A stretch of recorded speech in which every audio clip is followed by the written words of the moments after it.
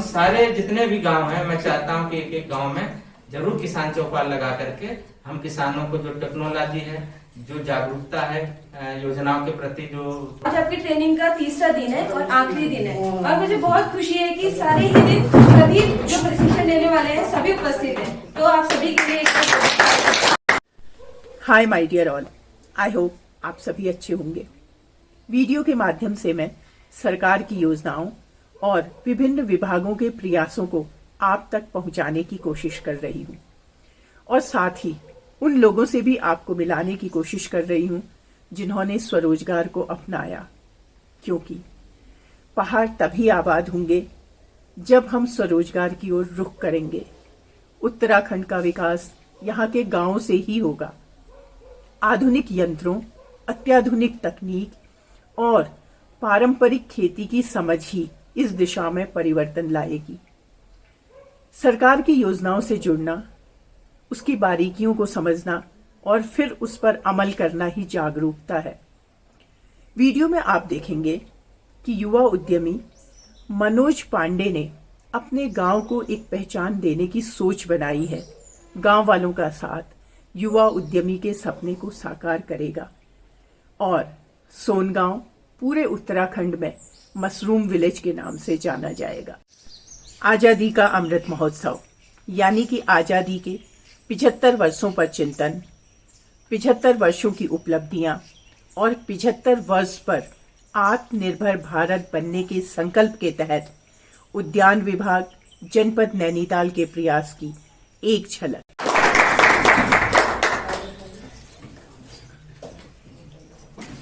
सोनगांव की हमारी सम्मानित ग्राम प्रधान जी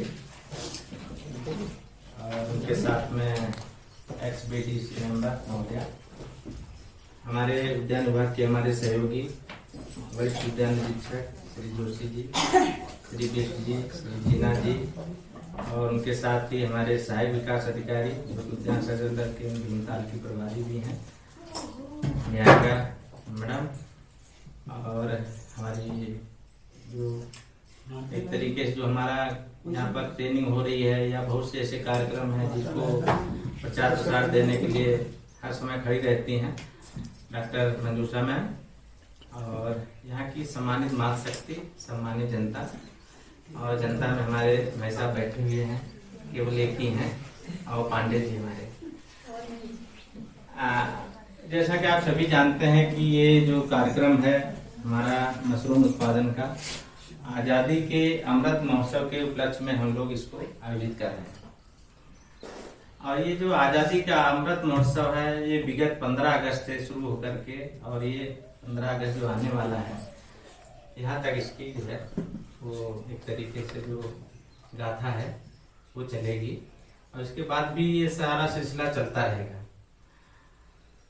ये जो मशरूम का क्षेत्र है या मशरूम का जो सेक्टर है और खास करके एग्रीकल्चर सेक्टर में, एग्रीकल्चर सेक्टर में भी जो हॉर्टिकल्चर सेक्टर है, पर्वतीय क्षेत्रों में इसकी बहुत बड़ी संभावना है। और आप देख रहे होंगे जो हमारी टोपोग्राफी है या जो क्लाइमेट है पर्वतीय क्षेत्र की, वो हमारी बागवानी फसलों के लिए या बागवानी सेक्टर के लिए बहुत ज्यादा एक तरीके से अवसर प्रदान करती है। और उन अवसरों में ये जो मशरूम का क्षेत्र है ये भी अपने आप में एक बहुत बड़ा सेक्टर है जिसमें हम बहुत ज्यादा काम कर सकते हैं या इसमें काम करने की बहुत बड़ी गुंजाइश है। आप देख रहे होंगे हमारे पास संसाधन सीमित हैं और नौकरियों में भी आप देख रहे होंगे सरकारी नौकरियों में जो पढ़ा लिखा वर्ग है वही ज्यादा अप्रोच कर सकता है, उसमें जा सकता है। लेकिन सरकार की ये भी मंशा है या हमारे प्रधानमंत्री जी की या एक जो कहने जो हमारे माननीय मुख्यमंत्री जी है उनकी ये मंशा है कि हम गाँव में ही क्यों न स्वरोजगार के एक मॉडल डेवलप करें जिससे लोग गाँव में ही स्वरोजगार के माध्यम से अपना लाइवलीहुड या आजीविका को वहां पर बना सकें। तो इस क्षेत्र में जो मशरूम का क्षेत्र है सबसे बड़ा एक अच्छा क्षेत्र है जिसमें हम काम कर सकते हैं और इसमें पैसा भी बहुत अच्छा हम कमा सकते हैं। मशरूम को हम दो चीजों के लिए ज्यादा हम इसको एक कल्टीवेशन कर सकते हैं। एक तो आप समझ रहे होंगे कि जो अभी तक जो खाद्य सुरक्षा का काम चल रहा था अब हमें पोषण सुरक्षा पर ध्यान देना पड़ेगा, क्योंकि आप देख रहे होंगे खाद्य सुरक्षा का है हमारे पास सफिशिएंट जो है अनाज उत्पादन है, जो भी चीजें हैं अनाज उत्पादन में, चाहे दलहन तिलहन जो भी चीज है, तो ये सारी चीजों में अगर देखें गेहूं धान के अलावा हमें जो है थोड़ा पोषण के लिए विटामिन और मिनरल की भी जरूरत पड़ती है। तो उसके लिए हमें जो है जो विटामिन और मिनरल है उसमें जो है सब्जियां हैं या जो है हमारा मशरूम है या और कई चीजें हैं जिनके माध्यम से हम भोजन में समावेश कर सकते हैं इसका। तो मशरूम एक ऐसी चीज है जिसमें हम लोग जो है पोषण सुरक्षा का जो है स्कोप देखते हैं। वो इसलिए इसमें प्रोटीन बहुत अच्छी है, इसमें जो है विटामिन डी की मात्रा आप देख रहे होंगे सबसे ज्यादा है, और विटामिन डी हमें बहुत ज्यादा चाहिए भी होती है, हालांकि कम मात्रा में चाहिए लेकिन चाहिए। तो विटामिन डी का भी अच्छा स्रोत है, दूसरे प्रोटीन का भी बहुत अच्छा स्रोत है। और आज आप देख रहे होंगे कि यदि हम पोषण सुरक्षा की बात कर रहे हैं तो हमें अपने फूड हैबिट में ये सारी जो मशरूम का है क्षेत्र है या जो हमारा एक तरीके से जो वेजिटेबल्स हैं इसका समावेश करना बहुत जरूरी है। तभी हम गैप हो गया था काफी, तो हम सारे जितने भी गांव हैं मैं चाहता हूं कि एक एक गांव में जरूर किसान चौपाल लगा करके हम किसानों को जो टेक्नोलॉजी है, जो जागरूकता है योजनाओं के प्रति, जो थोड़ा सा देखा होगा लोग कहते हैं जन जागरूकता नहीं है, लोग जानते नहीं कौन सी विभाग में कौन सी योजनाएं चल रही हैं। तो हम हार्टिकल्चर के जो मामले में हर गांव में मैं चाहता हूं कि किसान चौपाल लगा करके योजनाओं के बारे में बताएं। तो इस क्षेत्र में हम कई जगह किसान जो चौपाल है लगा चुके हैं और आगे बढ़ रहे हैं धीरे धीरे। जितना संसाधन है उसमें हम लोग जो है बेहतर करने की कोशिश कर रहे हैं। और किसानों की जो भी जिज्ञासाएं हैं, अभी मैं कई क्षेत्रों में विजिट किया, काफी अच्छा काम किया लोगों ने, खास करके सेल्फ एम्प्लॉयमेंट में, सेब की बागवानी में, और जिसमें भी खास करके मशरूम में भी काम किया है, अभी कीवी में भी काफी काम किया गया है। तो आगे आने वाले समय में हम काफी अच्छा काम करने की उम्मीद रखते हैं। अब वो उम्मीद जो है जब तक आप आगे नहीं आएंगे तब तक पूरी नहीं हो पाएगी, इसलिए आपका आगे आना जरूरी है। और हम ट्रेनिंग भी देंगे आपको, और जो भी क्षेत्र में आप जानना चाह रहे हैं या रुचि रखते हैं उसमें हम लोग चाह रहे हैं कि आपको ट्रेनिंग के माध्यम से, कौशल विकास के माध्यम से जोड़ करके, और जो योजनाएं चल रही हैं उससे फाइनेंशियल सपोर्ट करके हम आपको एक गांव में एक अच्छा मॉडल स्थापित करके, और जो इनकम जनरेशन लाइवलीहुड है और जो भी इसमें और चीजें हैं उसको आगे बढ़ाने की हम लोग कोशिश कर रहे हैं। आप सभी को मेरा नमस्कार। मेरा नाम निहारिका है, आप सबको पता ही है, और मैं सहायक विकास अधिकारी के पद पे कार्यरत हूँ। आज आपकी ट्रेनिंग का तीसरा दिन है और आखिरी दिन है, और मुझे बहुत खुशी है कि सारे ही दिन सभी जो प्रशिक्षण लेने वाले हैं सभी उपस्थित हैं। तो आप सभी के लिए अधिक समय ना लेते हुए मैं जोशी सर को इनवाइट करूंगी कि वे आगे का प्रशिक्षण शुरू करेंगे। Thank you. धन्यवाद। मेरा परिचय तो आप लोगों से हो ही चुका है। मेरा आरसी जोशी, मैं पिछले 20 साल से मशरूम में काम कर रहा हूँ। तो इससे पहले भी हम लोग एक बार यहाँ ट्रेनिंग दे चुके हैं, मेरे ख्याल से कुछ लोग उससे पहले आए। हाँ ठीक है। तो हम लोगों ने इससे पहले जो था ये तो पिछले साल था ना, पिछले साल 2 साल जब यहाँ भंडारी साहब थे, 2020 सीडीओ साहब थे, तो हमने इसको 2 गांव 2020 में सही था, इसको हमने सोन गांव और भवाली गांव 2 गांव हमने मशरूम विलेज के रूप में चयनित किए थे, क्योंकि तब हमारे मुख्य विकास अधिकारी महोदय थे, उनका मशरूम की तरफ काफी अच्छा रुझान था। तो और हमारे प्रदेश सरकार का भी रुझान है कि मशरूम लोगों को स्वरोजगार की तरफ जोड़ा जाए। तो तब हम लोगों ने फिलहाल 2 गांव से शुरुआत की कि भवाली गांव और ये सोन गांव जो हमारा विकास भवन से लगा हुआ गांव है। तो काफी अच्छी शुरुआत रही। खैर 2 लोग हमारे कॉमर्शियल उसमें आ गए हैं उसके बाद। और भवाली गांव में तो हमारी 20 महिलाएं हैं लगभग, उनका समूह है, और वो मशरूम तत्काल तब से रेगुलर करती हैं और लगातार हमारे टच में रहती हूँ। मैंने आपको पहले ही दिन बताया कि अगर आपको कुछ करना है तो आपको हमसे जुड़ना पड़ेगा, क्योंकि जब आपके अंदर इच्छाएं जागृत होंगी मुझे कुछ करना है तो हम आपके लिए कुछ करने के लिए हमें भी लगेगा कि भाई आपको कुछ कर रहे हैं, हमें आपकी मदद करनी है। तो ये हमारा कार्यक्रम बढ़ता रहा और इस बार फिर हम लोगों ने इस गांव को हमने सोचा कि जितने लोग हमारे नए भी जुड़ना चाहते हैं और जो पुराने लोग, क्योंकि इसमें आपको हर बार अपडेट होना पड़ेगा, क्योंकि ये टेक्निकल खेती है। मशरूम जो है एक जो हम परंपरागत खेती करते हैं उससे थोड़ा अलग खेती है, तो इसके लिए हमको अपडेट होते रहना पड़ेगा। हम अगर रेगुलर करते हैं, अगर हम लोग बीच में छोड़ देते तब भी हम भूल जाते हैं कई सारी चीजें। मैंने देखा कि बहुत सारे लोग 5-5 साल से कर रहे हैं, लेकिन उसके बाद फिर अपने दिमाग चलाना शुरू करते हैं, तो वहां से वो फिर फेल होने लग जाते हैं। तो आप लोगों को लगातार हमारे टच में रहना है और जो इसकी टेक्निकल चीजें जो आपको बताते हैं वही करना है। और ज्यादा अभी तब तक जब तक आपकी समझ में पूरा नहीं आता है तब तक आपसे आगे नहीं बढ़ना, उतना ही करना है। जब आपकी समझ में पूरा आने लग जाए फिर उसके बाद आप अपने हिसाब से कर सकते हैं, ठीक है।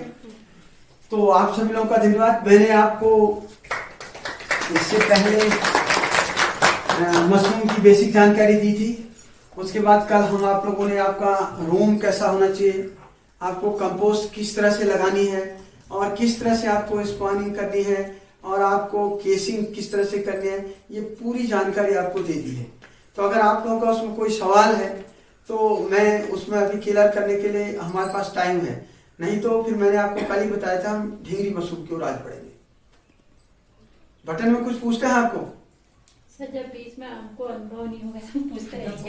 हाँ, ये तो आपको लगातार सर का कहने का मतलब है जिस चीज का प्रशिक्षण कल दिया गया है उसमें कुछ नहीं आ रहा तो कुछ प्रश्न पूछ देंगे, वो घर में तो समझ में नहीं आएगा सर। फिलहाल अगर अभी कोई ऐसा आप करेंगे तो उसमें बता देंगे। वो आज का पूछ रहा है। आपको तो हम अभी के बाद बुलाएंगे ना कि बिल्कुल करना है घर में। ठीक है, चलिए धन्यवाद आपका। हमने बटन मशरूम के बारे में सीखा और मैं आपको पहले ही बता चुका हूँ कि मशरूम से अच्छा कोई स्वरोजगार नहीं है जो कम पैसे में अपने घर में रह करके हम एक एक्स्ट्रा अतिरिक्त आय के रूप में हम उसको करें और अपने टाइम को मैनेज, अपने हिसाब से टाइम को हम मैनेज कर सकते हैं, जिसमें परिवार के सारे लोग, छोटे बच्चे से 5 साल के बच्चे से आपके 70-75 साल की दादी अम्माई तक उसमें हमारा सहयोग कर सकती हैं। वो कैसे करती हैं मैंने बताया, मशरूम तोड़ने में कर सकते हैं, मशरूम पैकिंग में कर सकते हैं, अगर आपको कभी स्प्रे करना है, थोड़ा सफाई करनी है, तो ये सारी चीजें जो हैं जो जिस तरह का हो, छोटे छोटे बच्चे भी बड़े इंटरेस्ट होते हैं, मैं पैकिंग में करूंगा, थैली में सीलिंग में करूंगा, या मैं इसको काटने के लिए हमारी जो अम्माएं, दादी अम्माएं या हमारे घर में जो बुजुर्ग हैं वो मशरूम को बैठ बैठ के काट सकती हैं। कोई भारी काम नहीं है, बहुत अच्छा काम, बहुत हाइजीनिक काम है, कोई बैड स्मेल नहीं है इसमें, बहुत साफ सफाई का काम है, साफ सफाई रखना इसमें अनिवार्यता भी है, ठीक है। तो ये क्योंकि मशरूम में आपको मैं बताऊं कि हम लोग अभी बेसिकली हम लोग प्रारंभिक स्टेज में हैं, तो हम केवल 3 मशरूम के बारे में हम लोग करते हैं, एक बटन मशरूम, दूसरा ऑयस्टर मशरूम, तीसरा मिल्की मशरूम। तो बटन हम लोगों ने सीख लिया, हम बढ़ते हैं ऑयस्टर मशरूम की तरफ, ठीक है। और आप लोग नोट कर लीजिएगा, ऑयस्टर जिसको हम लोग ढींगरी मशरूम कहते हैं, ढींगरी मशरूम करके आप नोट कर लीजिएगा। ये बहुत अच्छी मशरूम है ढींगरी मशरूम, मतलब अगर आपको लगेगा भी मैं बताऊंगा तो आप कहेंगे ये तो बहुत अच्छी मशरूम है और हम जरूर करेंगे। अब वो कैसे, ढींगरी मशरूम जो है उसके लिए सबसे पहले आप थोड़ा भी सुन लो, पहले मैं उसका बेसिक बताता हूँ, उसके बाद जहां नोट करना है मैं बताऊंगा, आप नोट करिए।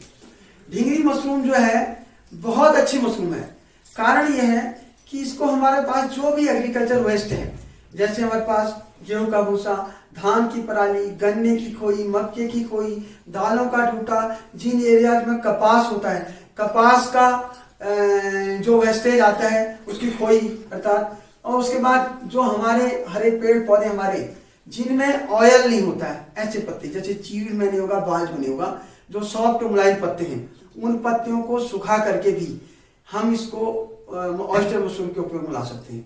इवन मैं आपको बता दूं कि अगर आपके पास आप कर रहे हैं, जैसे आपका पास आपने भूसा भिगाया या धान की पराली भिगाई या हमने कुछ पत्तियां भिगा दी जंगल से ला करके, तो उसको अगर हम भिगाने के बाद हमने देखा कि कुछ कम पड़ गया, तो अगर आप उसमें आपके पास टाट है, टाट नहीं आता जो जिसमें जो सब्जी पैकिंग करके आती है, अगर अखबार में आप डाल देंगे तो उसमें भी वो पैदा हो जाता है।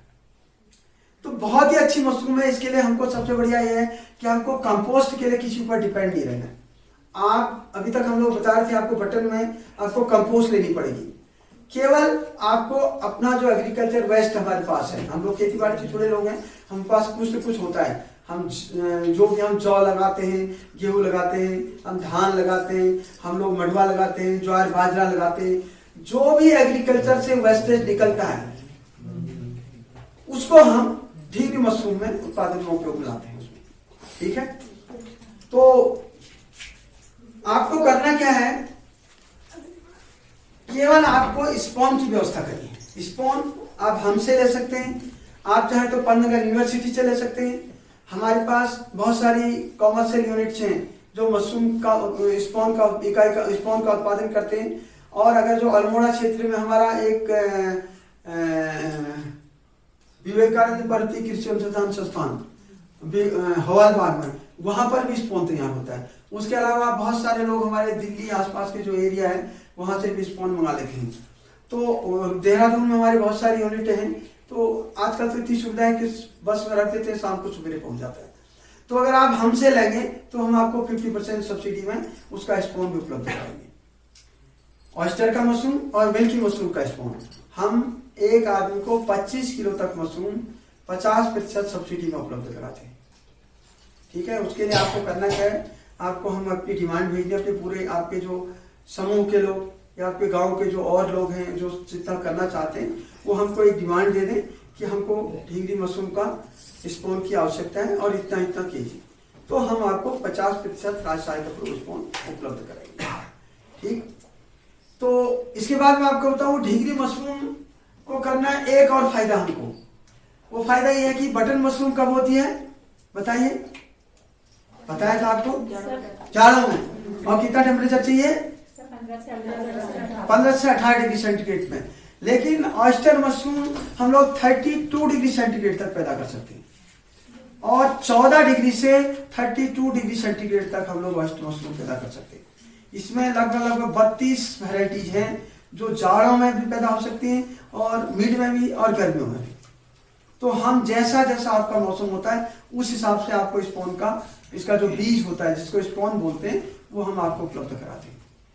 ठीक है, तो जैसे आपका जो समय है थोड़ा सा हम लोग 2 महीने अवॉइड करते हैं, ये वाले जुलाई और अगस्त का महीना।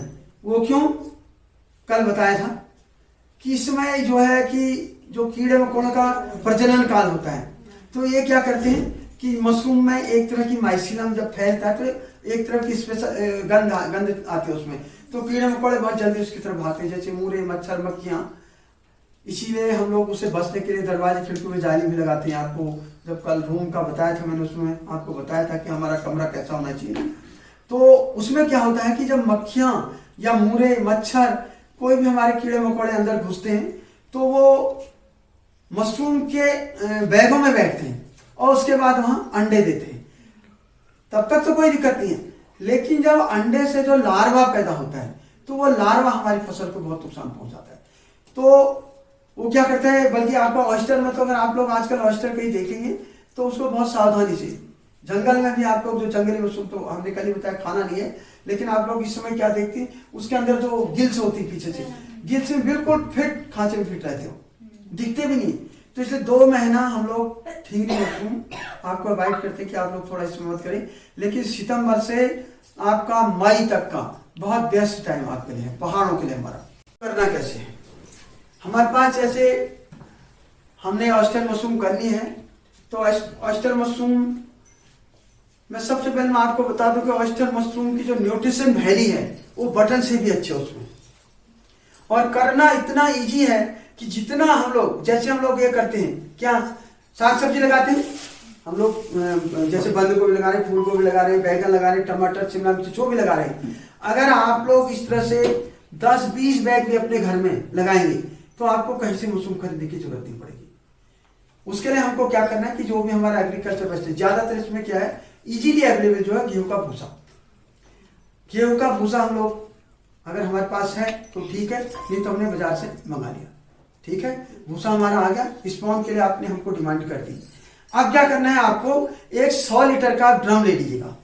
जैसे ड्रम कौन सा, जैसे 200 लीटर का ड्रम आता है, जो अगर आपका 200 लीटर का ड्रम है या 500 लीटर का ड्रम है तो बल्कि जो लोग व्यावसायिक तरह से, जो कॉमर्शियली लोग बड़े बड़े, हमने तो टिहरी में एक हमारे हैं जो जिनके पास 10 ग्रोइंग रूम से इससे बड़े कमरे उनके, उन्हें हमारे विभाग से सब्सिडी भी ले रखी है और 10 रूम में और कॉमर्शियल उत्पादन कर रहे हैं। तो वो लोग क्या करते हैं, एक हाउस टाइप का बनाते हैं, टैंक जैसा टैंकी बना दिया और उसमें नीचे जैसे हमारे पानी का हौज होता है, हौज में नीचे डिस्चार्ज के लिए वो बना देते हैं, आउटलेट करने, पानी निकालने के लिए एक पाइप लगा देते हैं उसमें। तो उन्हें क्या करना है, उसको भूसे से भर देते हैं और भूसे से भरने के बाद उसको पानी से भर देना है। पहले क्या करेंगे, भूसा भरेंगे उसमें, जो भी आप ड्रम यूज कर रहे हैं, बर्तन यूज कर रहे हैं, जैसे आपने करा हमारा 200 लीटर का ड्रम यूज करा आपने, उसमें लगभग हमारा 20 किलो करीब भूसा आ जाएगा। 20 किलो आ जाता है, 20 किलो भूसा हमारा आराम से आ जाएगा उसमें। तो आपने क्या करा, 200 लीटर का ड्रम में पहले भूसा भर दें और 500 लीटर के ड्रम जब हम लोग यूज करते हैं तो 50 किलो भूसा आराम से 500 लीटर का। लेकिन उसमें आपको एक काम करना है, जब आप 500 लीटर का ड्रम यूज करते हैं ना, तो उसमें पानी निकालने के लिए थोड़ी दिक्कत होती है। नीचे से एक वो टोटी लगा लीजिएगा, वाल लगा ली उसमें, और जब पानी निकालना है उसे डिस्चार्ज कर ले। अदरवाइज क्या करते हैं लोग, ड्रम को पलटा देते हैं। तो हमने बहुत सारे लोगों को देखा, ड्रम पलटा, ड्रम फूट जाता है उसमें। तो आप लोग क्या करें, पानी डिस्चार्ज करने के लिए टोटी नीचे से लगवा लें उसमें, और उसको पहले भूसे से भर दे, दबा दबा के भूसा भरे उसमें, ठीक है। और भूसा भरने का उसको पानी से भरें। पहले अगर पानी भर देंगे तो भूसा क्या होगा, तैरने लग जाएगा। लेकिन हम इसलिए भूसा भरते हैं और ताकि उसमें दबा दबा के जितना भूसा आ जाए, और उसके बाद हम उसको पानी से भर देते हैं। अब हमको भूसा भर दिया आपने, पानी भी डाल दिया उसमें, अब हमको उस भूसे को स्टरलाइज करना है, ठीक है। स्टरलाइज मतलब आपको मैंने बताया था, बटन मशरूम में हम कंपोस्ट को पास्चराइज करते हैं। पास्चराइज कैसे करते हैं, जैसे दूध का पास्चराइजेशन होता है। दूध का जो पैकेट में दूध आता है ना, दूध को 80 डिग्री में पास्चराइज करते हैं। और हम लोग जो बटन मशरूम की खाद बनाते हैं उसको 58 से 60 डिग्री सेंटीग्रेड टेम्परेचर में 8 घंटे करीब पास्चराइज करते हैं उसको, ताकि उसमें कोई भी बैक्टीरिया हो, कोई कीड़े मकोड़े हो, कोई फंगल इन्फेक्शन हो, वो पूरा उसमें डेड हो जाता है। अब हमको ऑयस्टर मशरूम के लिए भी हम लोग जो ढींगी हम लोग कर रहे हैं, इसके लिए भी हम लोग इसको हमको स्टरलाइज करना जरूरी होता है। स्टरलाइज करने का मतलब ये है कि उसमें जो भी भूसे में हमारे कोई बैक्टीरिया हैं, कोई कीड़े मकोड़े हैं, तो वो सारे उसमें मर जाएंगे। अब इसके लिए स्टरलाइज करने के लिए 2-3 तरीके हैं, लेकिन जो सबसे इजी तरीका जो मैं आपको बताता हूं, वो सबसे इजी तरीका है केमिकल स्टरलाइज। केमिकल का मतलब रासायनिक दवाओं से हम जो उपचार करते हैं। वैसे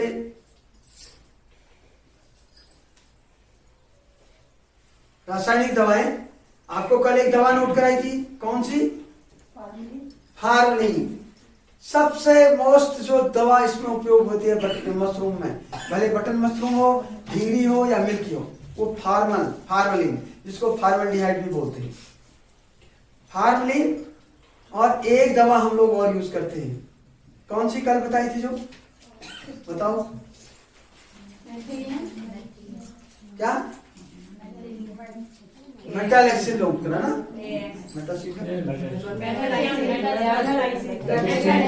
वेबस्टीन जिसको बोलते हैं, आजकल अलग अलग नाम से आ रही है, तो वेबस्टीन में बैन हो रहा है ना आजकल।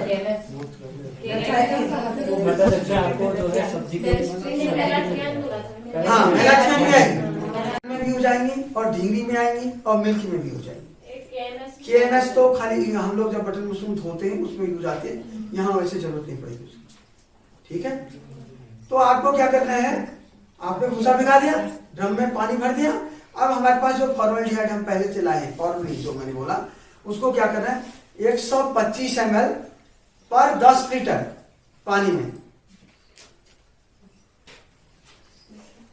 कितना, 125 लीटर ml, सॉरी ml है, लीटर में, 125 ml 10 लीटर पानी के हिसाब से 10 लीटर पानी आप उसको मिलाएंगे 125 ml।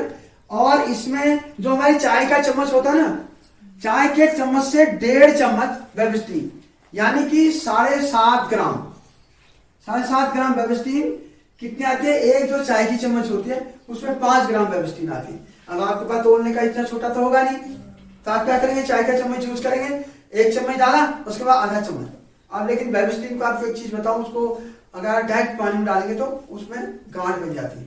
पहले बेबिस्टिन डालें एक बाल्टी में, उसमें थोड़ा सा पानी डाल के उसको खोलिए, हाथ नहीं लगाना है। केमिकल की कोई भी रासायनिक दवाएं उसमें हाथ नहीं लगाना है, किसी लकड़ी से आप उसको खोलिए या चम्मच से खोलिए, फिर उसमें आप पानी डालिए और उसी में आप फिर फॉर्मल्डिहाइड डालिए। ठीक, एक बाल्टी आपका बना और आपने उस दवा को उस ड्रम के ऊपर उड़े दिया। ठीक, अब हम लोग देखो, एक तो हमारे बना, अब आपने 20 किलो लगभग यूज कर रखा है, तो हमारा थोड़ा ज्यादा लगेगा पानी, तो हम लोग लगभग दो बार बनाएंगे इस दवा को, मतलब आप इसकी डबल मात्रा कर सकते हैं। जैसे 250 फॉर्मिन 125 ml 250 ml और बेबिस्टिन आपने 1.5 चम्मच की जगह 3 चम्मच। ठीक है, ये क्योंकि हमारा 10 किलो हमारा इतना यूज होगा, आप 20 किलो यूज करेंगे तो फिर डबल दवाई हो जाएगी। अगर हम 50 किलो यूज करेंगे फिर दवा की मात्रा उस हिसाब से बढ़ती जाएगी। ठीक है, ये तो आपको केवल एक बेसिक नोट करना है। अगर आपको करना होगा तो हम आपको प्रैक्टिकल करा देंगे। जैसे आप लोगों को करना है, आगे आपको हम यहाँ पर प्रैक्टिकल भी करा देंगे। जिस दिन आपको करना है भूसा भिगाना, सर दवा कितनी डालो, अभी से तो भूल जाओगे आप, है नहीं? तो अगर आपको करना है, जिस दिन आप लोग बनाइए, आपको अपना प्रोग्राम बनाएंगे, हम एक दिन आपको प्रैक्टिकल आके आपको ट्रेनिंग करा देंगे, उसके बाद आप इजीली करने लगेंगे। ठीक है, तो इस तरह से क्या करते हैं, हमने दवा डाल दी और भूसा और पानी के, फिर दवा को हमने किसमें उस ड्रम में उड़ेल दिया और एक लंबे बांस का डंडा, कोई डंडा ले लीजिएगा, उससे हिला देना उसको। वो क्यों हिलाना है? ताकि वो दवा पूरे पानी मिक्सअप हो जाए, हर जगह मिल जाए। ठीक है, लेकिन उसके बाद क्या करते थे, मिला दिया और उसके बाद हम उस ड्रम का जो मुंह है उसको एयर टाइट कर देते। अगर हमारे पास ढक्कन है तो अच्छा है, ढक्कन तो ज्यादातर होता नहीं, लेकिन क्या करेंगे, हम एक पॉलिथीन शीट लेंगे, पॉलिथीन शीट को पूरा ड्रम के बाहर लपेटा और यहाँ से बांध दीजिए रस्सी से, ताकि जो फॉर्मल्डिहाइड जो हमारी दवा है वो गैस बनाती है, गैस रिलीज करती हो। और बहुत आप लोगों को बड़ी सावधानी करनी है उसमें, आपके हाथ वगैरह में छींटा नहीं पड़ना चाहिए। अगर आप एकदम उसमें ऐसे सूंघेंगे तो बहुत तेज गंध आती है उसकी। तो आपको क्या करना है, उसको अपने को बचाव करते हैं, मास्क मौका ले, आजकल कोविड ने बड़ा अच्छा सिखा दिया हमको, मास्क लगा लीजिए मुंह पर और उसको पूरा रस्सी से एयर टाइट कर दीजिए, ताकि उसकी जो गैस निकलेगी वो उस ड्रम के अंदर ही घूमते रहे, उसी में रहे, और उसमें जो कीड़े मकोड़े, कोई बैक्टीरिया, कोई इंसेक्ट, कोई अंडे फंडे जो भी होंगे वो सारा खत्म हो जाएगा। ठीक है, इसलिए ताकि हम जो मशरूम पैदा करेंगे उसमें फिर बीमारी नहीं आएगी हमारी। साफ सफाई का पूरा ध्यान रखें, जब भी आप मशरूम तोड़ते हैं आपको हाथों को साफ करके जाना है। ठीक है, मुंह में मास्क पहन लीजिए, मौका लगता है तो फिर सिर में भी कुछ न कुछ डाल लीजिएगा। लेकिन जो लोग कॉमर्शियल करते हैं तो पूरा अपना ड्रेसअप होके जाते हैं, मास्क, हाथों में ग्लव्स पहनते हैं, और हम लोग हाथ साबुन से धो लें और या फिर आपको जो सैनिटाइजर होगा उससे धो लें, तब उसके बाद हम लोग उस कमरे में जाए, मुंह में मास्क लगा लें। ठीक है, अब आपके लिए भी बचाव है, ताकि कोई उसमें कहीं कोई गंध है, कोई मशरूम के अंदर तो नहीं आएगी, लेकिन जैसे फॉर्मिन का काम कर रहे हैं आप, तो उससे आपके उसमें तेज जाएगी तो फिर आपको नुकसान हो सकता है उससे। तो ये हमारा क्या हुआ, स्टेलाइज हो गया, और हमने उसको 24 से 48 घंटे तक उसको रखना है बंद। कितना? 24 से 48। जैसे आज आपने करा तो आज माना आपने सुबेरे कर लिया, तो कल सुबेरे आप उस पानी को निथार सकते हैं। फिर पानी निथारने के लिए आपने जो नोजल नीचे से पानी की टंकी बनाई, इसलिए मैंने कहा कि आपको सुविधा रहेगी उसमें, नहीं तो क्या वो ऊपर से पानी निकालना पड़ेगा। वो पानी आप पहले निकाल दीजिए और उसके बाद उस भूसे को निकालिए, और वो निकालना कहाँ पर ये मैं आपको बताऊं। अब आपके पास अगर पक्का फर्श है तो बहुत अच्छी बात है, और आपके पास पक्का फर्श है तो आप जो पानी उससे निकलना, उसी पानी से उस फर्श को धो दीजिए। क्यों? क्योंकि उसमें ऑलरेडी फॉर्मुलिन है और वो दवाई फर्श भी साफ हो जाएगा और वो स्टेलाइज हो जाएगा फर्श हमारा। अगर हमारे पास कोई पक्का, गांव में हम लोग हैं, कहाँ हमारे पास पक्के फर्श है ना, तो हम क्या करते हैं, बहुत तरीके उसके विकल्प हमारे पास बहुत सारे हैं, कि हम एक पॉलिथीन का सीट ले लेंगे। पॉलिथीन की सीट अगर कोई आपकी गंदी वंदी है तो उसको भी धो लीजिए, नहीं है तो आपकी ठीक है, उसको बिछा दीजिए, वही पानी एक बार वो करके थोड़ा साफ कर लीजिए उसको, उसमें उस भूसे को निकाल करके फैला देना है। अब ये काम कहाँ करना है, एक तो मॉर्निंग में करना है या फिर शाम के समय करना है, दिन में नहीं करना आपको, या मॉर्निंग करना है या शाम के समय, और छाया वाले स्थान पर करना है, धूप में नहीं करना है। ठीक है। तो आपने क्या करना है, उसको भूसा पूरा निकाल दिया और उसको फैला दीजिए उस पन्नी में या फर्श में जो भी है, ताकि उसका पानी पूरा निकल जाए।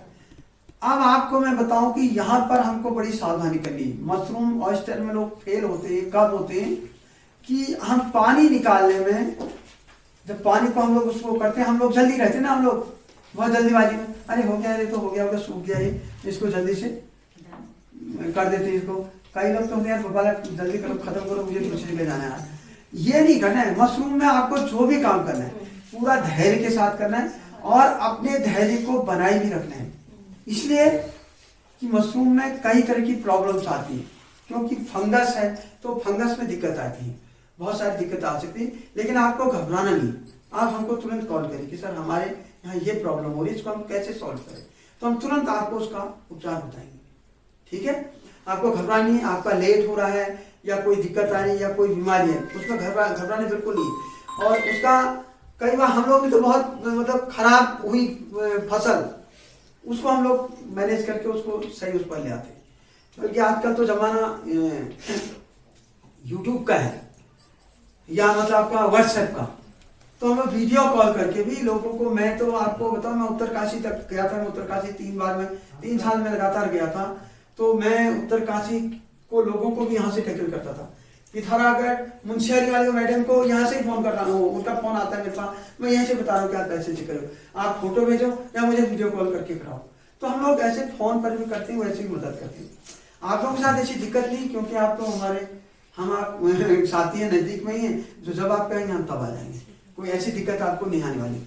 ठीक है, तो क्या करना है कि हमको वो, जैसे अगर आप रात के शाम के समय करते हो, पूरी रात उसको आप फैला दीजिए, और या फिर सवेरे कहते तो आप हमको क्या करना है कि उसको 2-3 घंटे के अंदर पलटते रहना है। जैसे गर्मी का दिन है, गर्मी के दिन में उतनी दिक्कत नहीं होती है, लेकिन जाड़ों में या थोड़ा दिक्कत, थोड़ा देर से पानी निकलता है।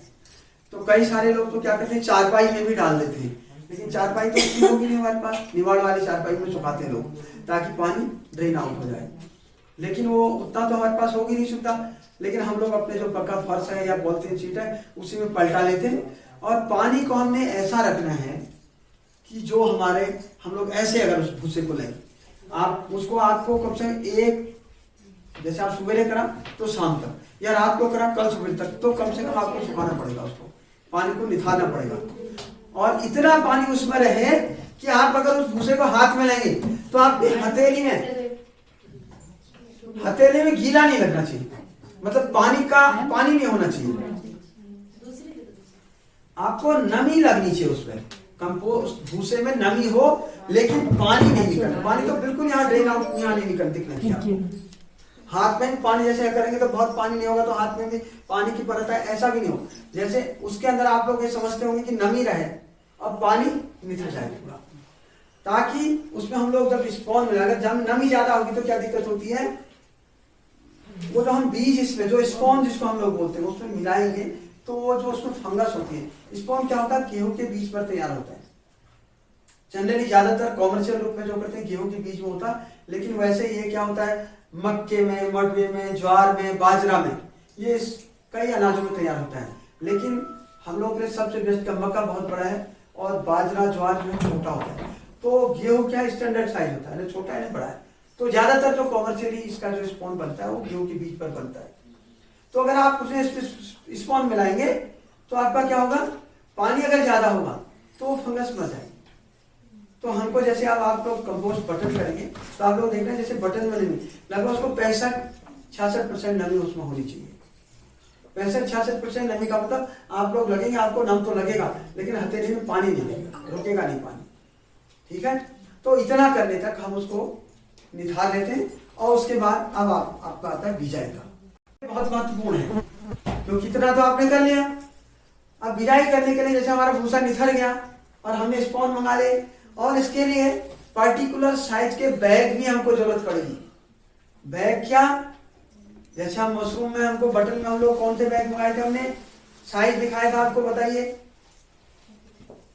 24x20 के 22 का, 24 2 फीट लंबे, 20 इंच चौड़ा, 24 इंच लंबाई में और 20 इंच चौड़ा।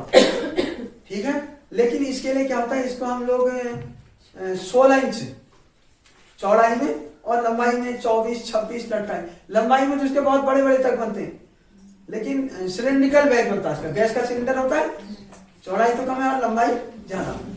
और लेकिन हम लोग जैसे ज्यादा, सबसे ज्यादा 16 इंच या 35 सेंटीमीटर या 55 सेंटीमीटर लंबा, 35 सेंटीमीटर लंबाई में और 35 सेंटीमीटर चौड़ाई में। ठीक है, ये हम लोग स्टैंडर्ड साइज के बैग यूज करते हैं। आया सेंटीमीटर में आप नोट करेंगे 35 बाई 55, 35 चौड़ाई और 55 लंबाई। और इंच में करेंगे तो 16 इंच चौड़ाई में, लंबाई में 24, 26, 22 जितना हो चल जाएगा, कोई दिक्कत नहीं। पतला और लंबा बैग बनेगा, समझ में आ गया? आप क्या करेंगे, ये बैग, स्पून, ये सारी दवाइयां हैं, आप पहले से रखेंगे। थर्मामीटर होगा तो कल बता दिया था आपको। तो ये सारी चीजें आपकी क्या होंगी, पहले से रखे रहेंगे। अब हम लोग बिजाई करने का, अब आप यहाँ पर ध्यान देना, क्योंकि बिजाई करना जिसको हम लोग स्पॉनिंग करते हैं, ये बहुत महत्वपूर्ण है।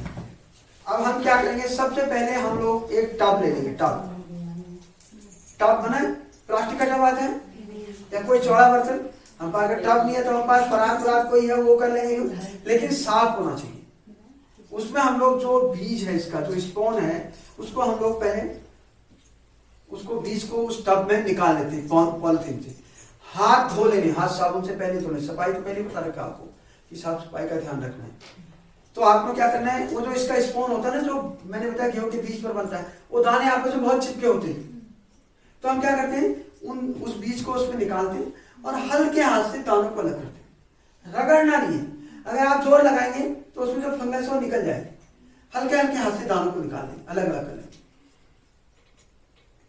ठीक है, अगर हम रगड़ेंगे तो क्या होगा, उसके बाहर से जो फंगस लगी होगी वो क्या होगा, वो रगड़ जाएगा तो फिर फैलेगा नहीं। तो हल्के हल्के हाथ, हम लोग हल्के हाथ से हो जाता हूँ, हल्के हल्के हाथ से हम लोग करेंगे, हल्के हल्के हाथ से हम लोग करते हैं। तो वो क्या होगा, दाना एक एक दाना अलग करेंगे। उसके बाद अब हमको क्या करना है, बिजाई करनी है। हमने क्या करना है, अब आपने पॉलिथीन के बीच में वो जो भूसा हमारे पहले से तैयार है, आपने पंजाब ऊपर ही है, मल्ले सोन गांव, 4 इंच करीब भूसा भरा। कितना? 4 इंच थैले में भूसा भरा। और ये थैला है हमारा, देखो हमने थैला वाले यूज करें, हमने भूसा भरा इसमें। ये हमारा गोल बैग, और इसको हमने दबाया ऐसे ऐसे ऐसे ऐसे करके हमने दबाया। 4 इंच भरा और कोने काने सब भरने दबाने। ये जो कोने हैं ना, कभी कभी क्या करते हैं, कोने भर देते हैं, कोने नहीं भरते, या ये ढीला रह जाता है, या फिर कोना तोड़ देते हैं, टूट जाता है। ठीक है, दबा दबा करके आपने 4 इंच भरा। उसके बाद जो स्पून है, एक मुट्ठी आपने स्पून लिया, यूं यूं करके चारों तरफ, बाहर से अंदर की तरफ।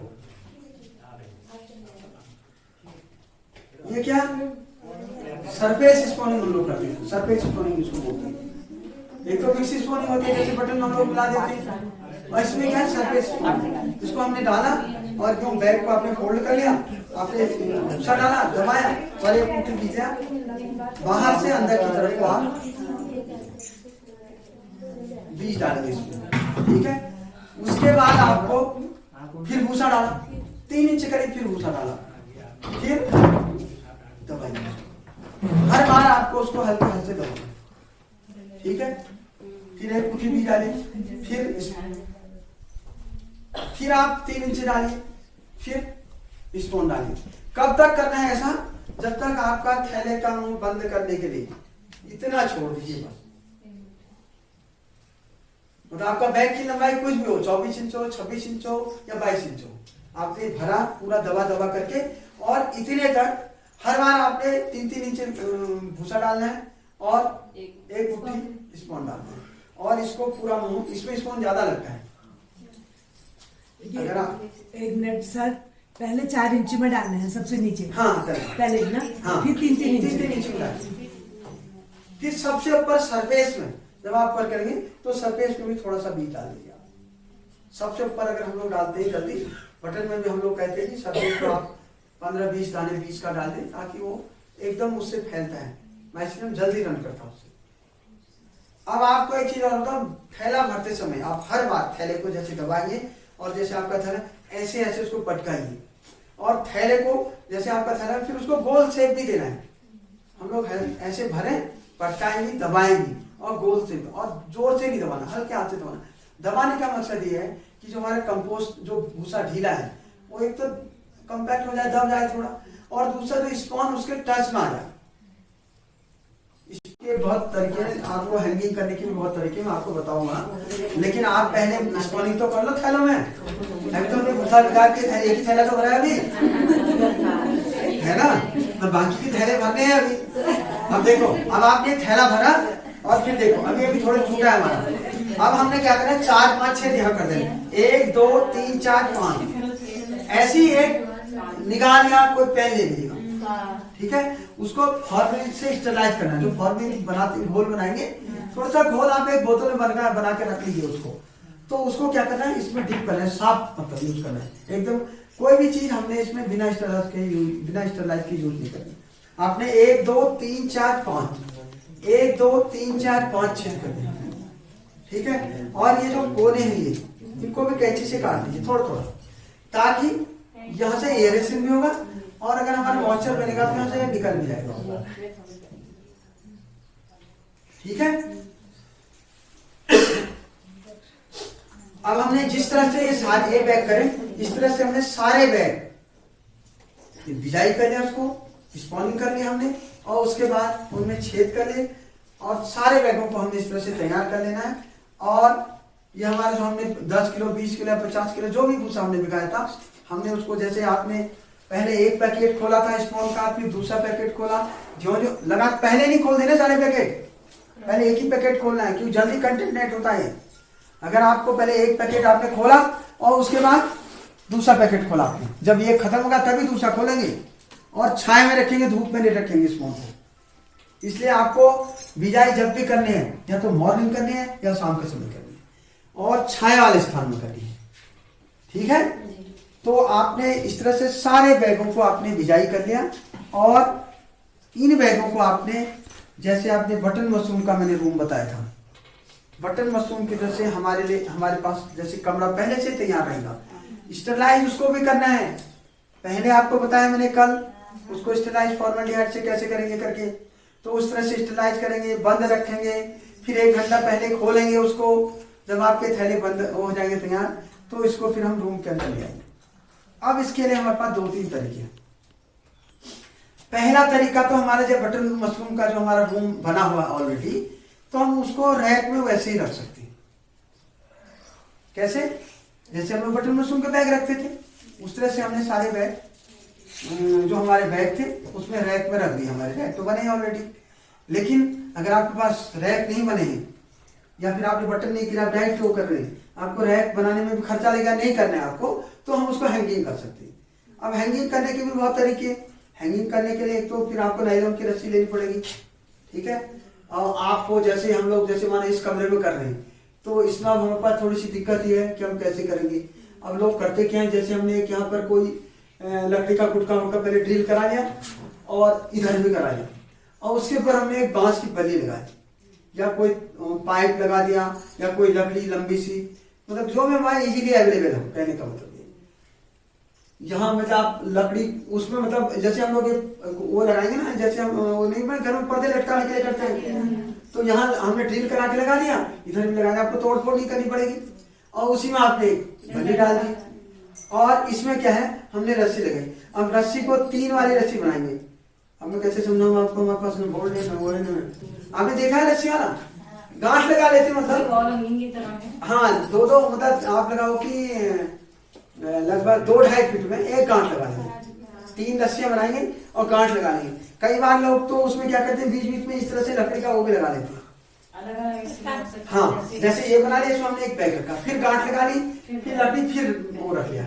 इससे क्या होता है कि जैसे एकदम डायरेक्ट गांठ लगा के भी रखते हैं लोग, डायरेक्ट गांठ क्या होता है, फिर वो प्रेशर मारते हैं, अंदर दबता है बैग। इसमें थोड़ा अगर लकड़ी लगा देंगे, जैसे बांस के कुछ टुकड़े, तो इसमें खुलापन आ जाता है, इसके अंदर इजीली बैग सेट हो जाएगा। फिर आप ऊपर गांठ लगाए 2-2.5 फीट में, फिर ऊपर लगा दीजिए, फिर गांठ लगे, फिर ऐसे लकड़ी। और आजकल तो वो इसके लिए जो जैसे हमारे गमले के नीचे वो आती है गमले की, प्लास्टिक के गमलों के नीचे सी वैसी प्लेटें भी आने लगी हैं। प्लेटें लगा दिया और प्लेट में वो करके उसी से पाइप वो निकाल दिया रस्सी। तो इस तरह से हम लोग ऐसे 1 2 3 4 5 ऐसे करके बीच बीच में थोड़ा जगह छोड़ दिया। उसको मतलब ऐसे चिपकाना नहीं है। बहुत सारे लोग क्या करते हैं, चिपका देते हैं, फिर तोड़ने में या स्प्रे करने में दिक्कत होती है उसको। तो हम लोग ऐसा कर रहे हैं, उसमें बीच में रास्ता छोड़ना है, कम से कम 1.5-2 फीट का तो छोड़िए, एक लाइन बनाइए और फिर 2 फीट छोड़ दिए, फिर एक लाइन, फिर ऐसे करके, ताकि आप देख लीजिए मेथी में घुस जाऊंग करके 2-2.5 फीट। उससे क्या होगा, मशरूम तोड़ने हैं या कहीं बीमारी आ गई तो उससे साफ सफाई करनी है, या फिर कहीं कीड़े मकोड़े हैं हम लोग उसको निरीक्षण करना है। तो मशरूम को क्या है, भरना नहीं है कहीं भी कमरे को पूरा। कई लोग क्या करते हैं, हम कमरा भर दो, इसको ओवर भर देंगे तो उसमें क्या होता है, इसमें जैसे हम लोग को ऑक्सीजन की जरूरत पड़ती है, तो मशरूम को भी ऑक्सीजन की जरूरत है, तो उसको हवा पानी पर्याप्त मात्रा में मिलेगा नहीं है। तो जैसे बटन मशरूम में तो एयर बेड रेशियो कहते हैं हम लोग, तो हवा और बेड का रेशियो होता है। ये नहीं कि हमने हमारे पास जगह है हमने पूरा भर दिया उसको, उसके लिए खुलापन भी छोड़ना पड़ता है कमरे को। तो इसलिए हम लोग कहते हैं 1.25 फीट 2.5 फीट में एक रैक बनाओ, फिर बनाओ 3 या 4, जैसे कमरे में 4 रैक से ज्यादा नहीं बना सकते हम लोग, ठीक है। तो आप हैंगिंग कर सकते हो, हैंगिंग इजी है। और मैं आपको बताऊं, इतनी बढ़िया मशरूम है, आपने दरवाजा खिड़की बंद करा और 15-16 दिन मशरूम नाइस रन कर जाएगा। और वो 16-17 दिन में करीब आपका 17-18 दिन में उसमें मशरूम आनी शुरू हो जाएगी। और आप पहले दरवाजा खिड़की बंद करते हैं और उसके बाद तब जैसे हम लोग बटन के लिए खोलते हैं वैसे फिर खोलना शुरू कर देते हैं। और पानी का स्प्रे करने की जरूरत हमको, जैसे मशरूम हम लोग करते हैं उसमें 80-50% नमी चाहिए, तो स्प्रे तो हमको करना ही पड़ेगा कमरे में, ठीक है। और 25 से 27 डिग्री सेंटीग्रेड की टेम्परेचर, ज्यादातर मशरूम जो हमारे औसत की 25 से 27 डिग्री सेंटीग्रेड टेम्परेचर मिल जाती है। तो थर्मामीटर आप लगा के रखेंगे और टेम्परेचर नोट करना है। टेम्परेचर हमेशा देखना है कि रात को कितना जा रहा है, दिन में कितना जा रहा है, सुबह कितना जा रहा है। फ्लक्चुएशन 2-3 डिग्री से ज्यादा नहीं होना चाहिए, अगर होगा तो हम उसका उपाय करेंगे, ठीक है। इस तरह से हम लोग ऑयस्टर मशरूम 45 डेज की क्रॉप है और आपने लगाया 40-45 दिन बाद वो मशरूम खत्म हो जाती है। और उसके बाद आप जो उसका भूसा जो बचता है उसको जानवरों के चारे में कुट्टी मिला करके अगर आप खिला सकते हैं उसको, इसलिए बर्बाद नहीं जाती। यानी कि जो हमने एग्रीकल्चर जमीन से लिया और जमीन का वो जमीन में फिर जानवरों ने खाया और गोबर मिलकर जमीन में चलेगा। उनको दीजिए, जो दूध बेचते हैं उनको दीजिए, जो फ्रोजन वेजिटेबल्स बेचते हैं उनको दीजिए, और आपका तो सारा मशरूम ये विकास भवन में बिक जाएगा। और हम तो मैं बताऊँ, मैं भंडारी साहब से जब बात हुई थी ना, हमने कहा था कि जो हमारी कैंटीन है सरस वाली, हम मशरूम की एक डिश रखेंगे पक्का हुआ, लेकिन आपकी मशरूम इतनी हुई नहीं, डिश तक प्रगति नहीं आई। ये तो हम लोग सोचते थे मशरूम के पकौड़े बनवाएंगे और मशरूम का एक डिश रखवाएंगे करके। और आंगनबाड़ी केंद्र में हम लोगों ने सोचा है कि हम इसको बढ़ाएंगे, तो आंगनबाड़ी केंद्रों में भी मशरूम को हम लोग अनिवार्य करवा देंगे हम इसको। एक मशरूम सर वो बेल वाली होती है, वो कैसे होती है? चौड़ी चौड़ी आती है ना मार्केट में, बेल वाली पता नहीं बेल में होती है कहते हैं, वो इतनी चौड़ी चौड़ी आती है, पतली सी। वो कौन सा तो थी उसका? बेल वाली जैसी बहुत चौड़ी है वो। अच्छा यही वाली है। अरे जो पहले नहीं खाई तुमने, जो आप लोग कहते पसंद नहीं आ रही करके, वो ऑयस्टर ही तो ना। हाँ वही बेल वाली कैसी होती है? ना बेल नहीं, वो चौड़े वाले, वो ये टिंगरी ऑयस्टर। तो यह है कि सोनगांव का नाम ये पूरा उत्तराखंड में भी,